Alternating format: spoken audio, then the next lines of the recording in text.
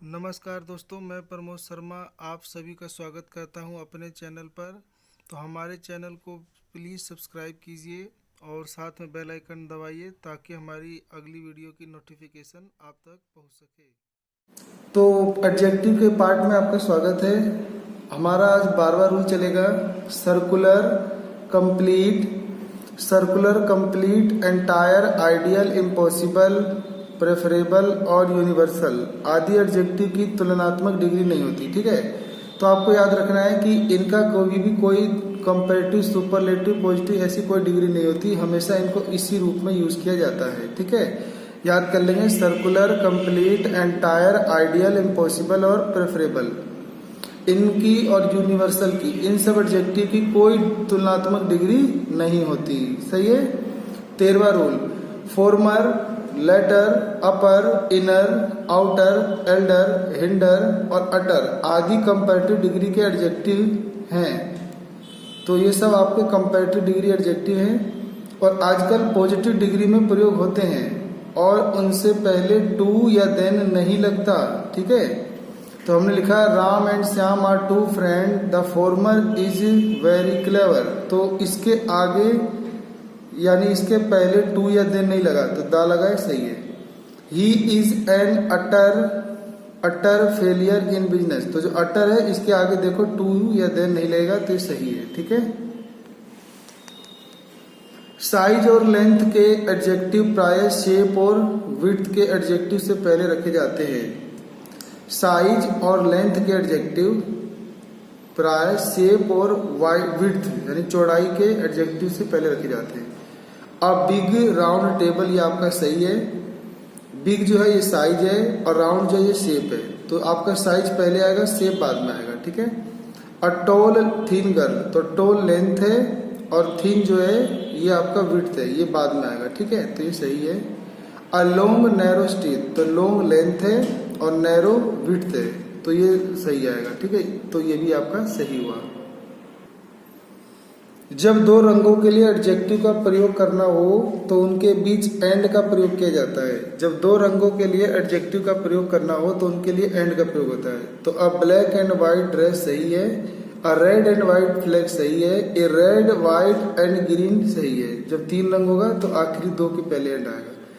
अगर हमने यू लिखा ए लॉन्ग ब्लैक ड्रेस, तो ये रंग है और ये लॉन्ग यानी इसकी लेंथ है, तो इस यहाँ पे हम दो गलत, ये वाला सही कहलाएगा। लेकिन अगर हम यू जोड़ दें a long and black dress तो ये गलत हो जाएगा। ठीक है। 16वां है कि बी, बिकम, गेट और सीम आदि वर्ब का प्रयोग करते समय ध्यान रखें कि एडजेक्टिव इनके बाद लगाया जाता है। बी, बिकम, गेट और सीम ये चार वर्ब हैं या लिंकिंग वर्ब हैं। आदि इन वर्ब का प्रयोग करते समय ध्यान रखें कि एडजेक्टिव इनके बाद लगाएं। तो देखो बी केयरफुल, तो बी के बाद आया है adjective careful. Be careful, I am tired and I am getting hungry. 17वां रूल, दो एडजेक्टिव का एक साथ प्रयोग ना करें। मोर, बेटर ये दोनों एक ही डिग्री के एडजेक्टिव है तो साथ साथ नहीं आने चाहिए, गलत। मोस्ट, बेस्ट ये भी आपका एक ही डिग्री के एडजेक्टिव है, दोनों सुपरलेटिव के, तो एक साथ दो कंपैरेटिव या दो सुपरलेटिव का यूज नहीं किया जाता है, गलत है। ठीक है। कंपैरेटिव को जोरदार यानी एम्फैटिक बनाने के लिए भूलकर भी वेरी का प्रयोग ना करें। यदि जोरदार बनाना हो तो मच, फार या बाय फार या फार एंड अवे और स्टिल का प्रयोग करो। तो जैसे हमने लिखा this book is very better, ये आपका गलत है। तो बेटर आपका कंपैरेटिव डिग्री का एडजेक्टिव है, इसको जोरदार बनाने के लिए हम इसके पहले वेरी लगाएंगे तो गलत हो जाएगा। हम स्टिल लगा सकते हैं, this book is still better या this book is much better, तो ये आपका सही होगा। ठीक है। 19वां rule, any, such, the other और द सेम के बाद सिंगुलर और प्लूरल दोनों प्रकार के काउंटेबल नाउन का प्रयोग किया जा सकता है। तो ये कुछ ऐसे वर्ब मतलब एडजेक्टिव है, इनके बाद तुम सिंगुलर या प्लूरल दोनों तरह के नाम लगा सकते हो। तो सच अ बुक तो सिंगुलर हो गया, सच बुक्स प्लूरल हो गया, तो दोनों ही ठीक है। सर्टेन, अदर, दीज और दोस्त के बाद हमेशा प्लूरल काउंटेबल नाउन आती है। जैसे सर्टेन रेडियोज, ये सही है क्योंकि सर्टेन के बाद ये प्लूरल आएगा। और ना कि सर्टेन रेडियो, यानी सर्टेन बार सिंगुलर लिख दिया तो गलत है। तो 21वां रूल है कि सिंगुलर नाउन के छिप जाने पर, सिंगुलर नाउन के छिप जाने के पर देन के बाद दैट ऑफ या प्लूरल नाउन के छिप जाने पर दोज ऑफ का प्रयोग किया जाता है जब दो व्यक्ति या वस्तुओं के लिए कंपैरेटिव डिग्री का प्रयोग हो। तो एक व्यक्ति या वस्तु को देन के पहले या दूसरे को देन के बाद रखा जाता है। जैसे the climate of Shimla is better than that of Delhi. तो यहाँ पे जो दैट आया है ये देन के बाद आया है और इस दैट का मतलब है द क्लाइमेट ऑफ दिल्ली, ठीक है। तो ये जो रिपीट ना करने के लिए द क्लाइमेट ऑफ, तो यहाँ पे दोबारा द क्लाइमेट ऑफ से बचने के लिए कंपैरेटिव डिग्री के बाद देन आया है, तो देन के बाद आपको सिंगुलर के लिए दैट यूज करना है, क्योंकि जो मौसम की बात हो रही है अनकाउंटेबल है, सिंगुलर है, तो यहाँ पे दैट आएगा। अगर ये प्लूरल है, जैसे यहाँ पे the road of Delhi are wider than those of Shimla, तो ये प्लूरल है, तो यहाँ पे इसको रिपीटिशन को रोकने के लिए वाइडर कंपैरेटिव डिग्री है, इसके बाद देन आया है, तो देन के बाद ये प्लूरल है, तो इसीलिए प्लूरल दोज आएगा, दोज ऑफ शिमला, ठीक है। तो कह रहा है कि दिल्ली की सड़कें जो है वो चौड़ी है शिमला की सड़कों से, ठीक है। Four in out beneath up शब्द पॉजिटिव डिग्री में हो तो एडवर्ब होते हैं, परंतु कंपैरेटिव और सुपरलेटिव डिग्री में हो तो वो एडजेक्टिव बन जाते हैं। तो ये अजीब से है, इनको याद रखना है।